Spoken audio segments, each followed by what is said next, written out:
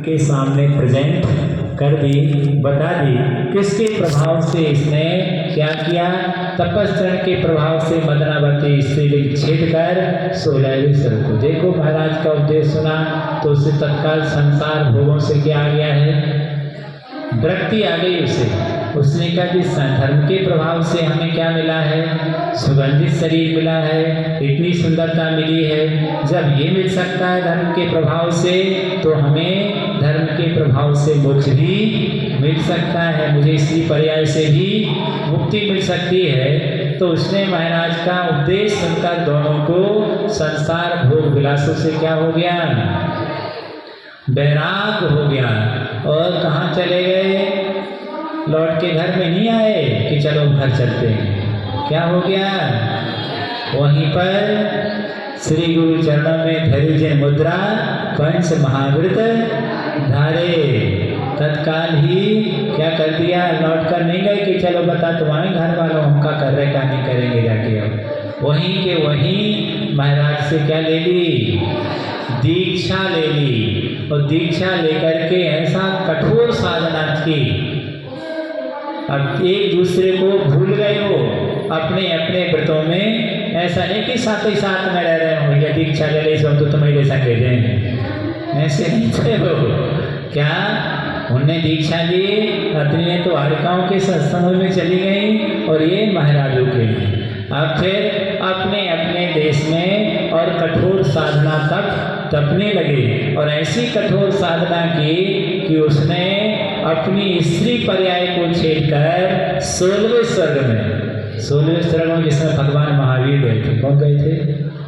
भगवान महावीर गए थे। वहीं पर अच्युतेंद्र बन गई वो, वायु सागर की आयु प्राप्त की। ऐसे दिव्य शरीर को उसने वहाँ पर प्राप्त किया। वहाँ से आके अब कहाँ जाएगी? मोक्ष जाएगी। अब देखत रहिए तुम्हारा ऐसी साधना।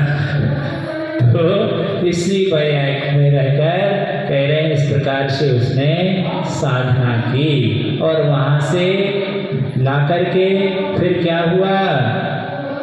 फिर मगध देश में फिर जन्म लिया।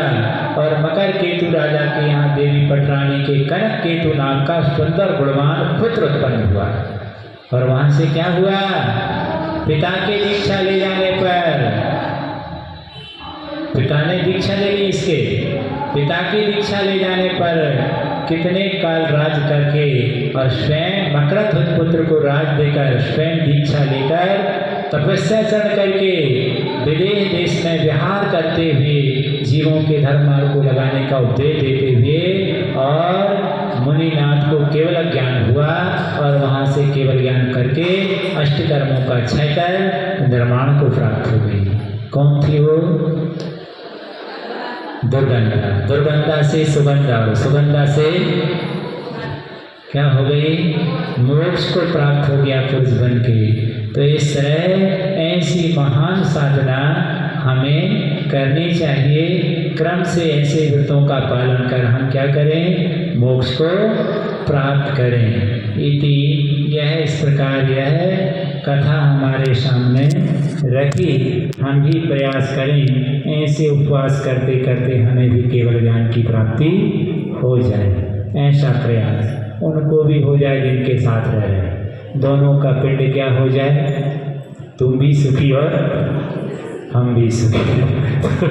दोनों एक दूसरे से दूर हो जाए। ये भावना नहीं भाव के हम तो आज हैं और अगले जन्म में भी क्या रहें, ऐसे ही जन्म जन्म तक साथ है हमारा तुम्हारा।